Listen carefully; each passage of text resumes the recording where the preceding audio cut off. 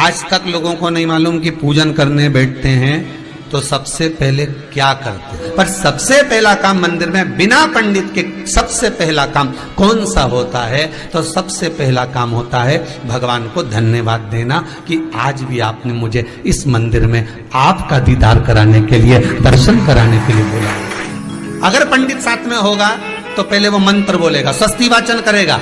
स्वस्ति वाचन करने में उसको अर्थात भगवान के लिए भी प्रसन्नता और आपके लिए भी प्रसन्नता। पर आपके पास कोई ब्राह्मण नहीं, आपको कोई स्तुति नहीं आती, आपको कोई मंत्र नहीं आता, आपको कोई साधना नहीं आती, आपको कोई तप नहीं आता, पर आप इतना तो कर सकते हो कि भगवान के मंदिर में जाकर उनको धन्यवाद दे सकते हो कि तेरी कृपा है जो मुझे चलकर यहां तक बुला लिया, 2 कदम चलाया, यहां तक बुलाया, ये तेरी कृपा है।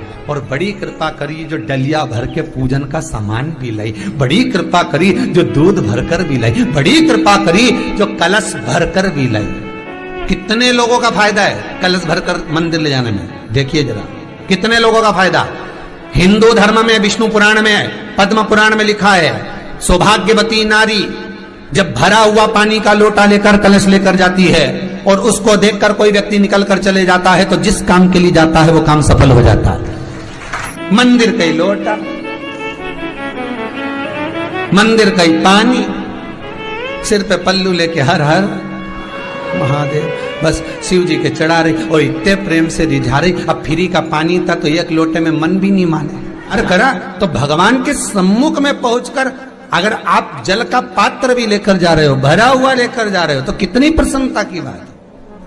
हिंदू धर्म की रीति है, जिस पात्र को हम जल चढ़ाने लेकर जाते हैं उस पात्र में भगवान के चरणों का जल लाते हैं, खाली पात्र नहीं लाते। क्या लाते हैं? भगवान के चरणों का जल। उस चरणोदक को लेकर आए, घर में रखा, सबने अपने नैनों में लगाया, हृदय में लगाया, चित्तवृत्ति में लगाया। खाली पात्र हम लेकर वापस नहीं आ रहे हैं। शिव मंदिर में जब जब जाओ, जल चढ़ाने के लिए जाओ, पात्र तुमने शंकर जी को पूरा पानी चढ़ा भी दिया तो शंकर के चरणारविंद का थोड़ा सा जल पात्र में डाल के भले 2 बूंद लाओ, 4 बूंद लाओ, इतना सा लाओ, पर लाओ और उसको पूरे परिवार के नेत्रों में जब लेकर आए हो चरणोदक तो लगाओ। पर खाली पात्र नहीं लेकर आना। खाली पात्र लाने में ध्यान दीजिए, जब आप पूरा जल समर्पित कर देते हैं, जल समर्पित भी पूरा करना है, भगवान को चढ़ा रहे हो तो पूरा समर्पण होना चाहिए, पूर्ण समर्पण। इसलिए शंकर भगवान को अधूरा समर्पण नहीं, इसलिए श्रीफल भी पूर्ण चढ़ता है। शंकर जी के मंदिर में श्रीफल नहीं फूटता, पूर्ण श्रीफल। बेलपत्री भी पूरी, चावल का दाना भी चढ़ेगा तो आखा, फल भी चढ़ेगा तो आखा, फूल भी चढ़ेगा तो आखा। भगवान को कोई चीज खंडित नहीं चढ़ती, शिव जी को जल भी चढ़ेगा तो पूर्ण।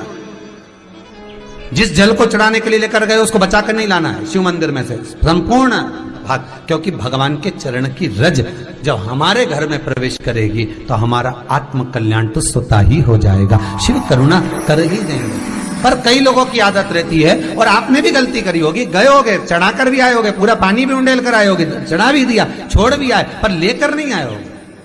कई लोग गलती कर जाते हैं और फिर बाद में कहते हैं हम तो इतने साल से पूजन कर रहे हैं, भगवान हमारी सुन ही नहीं दिया। तो भगवान के मैं तो तैयार बैठा, पर तू नवा के चली जाए, लेके तो कहीं जाए। तो भगवान थोड़ी ना कहेगा कि तू मेरे पास में आए तो मेरे चरण की रज लेकर जा। भगवान थोड़ी ना कहेगा कि मेरे पास में आकर तू ये लेकर जा।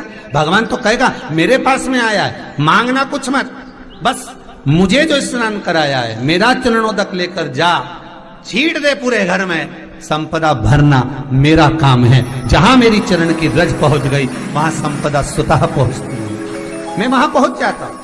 तो चरणों तक ले जा, पर लोग ले जाते हैं, पूजन करते, कलश भी उंडेलते, जल भी चढ़ाते, पर आते समय खाली लेकर आ जाते। भगवान को इतना बुरा लगता, मेरे दरवाजे से खाली जाए, मुझे कितना बुरा लगेगा। जो आए वो भर कर जाए, भले 2 बूंद लेकर आओ, पर उसमें चरणों तक थोड़ा सा लेकर अवश्य आए।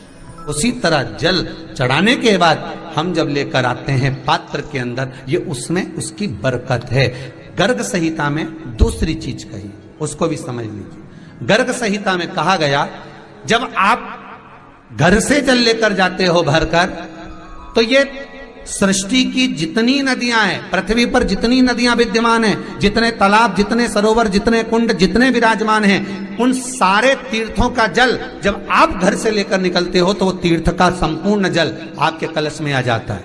और जब आप उस जल को शिव पर समर्पित कर देती हो और 2 बूंद चरणादक लेकर जब जाती हो तो शिव महापुराण गर्ग संहिता पद्म पुराण कहती है वो जल साधारण नहीं रहता, वो गंगा जल बनकर तुम्हारे घर को पवित्र करने के लिए पहुंच जाता है। वो पवित्र गंगा जल बन जाता, उसको लेकर प्रवेश कर जाओ। हम बार बार कहेंगे भगवान के मंदिर जब भी जाओ ना, चेहरे पर प्रसन्नता होना चाहिए।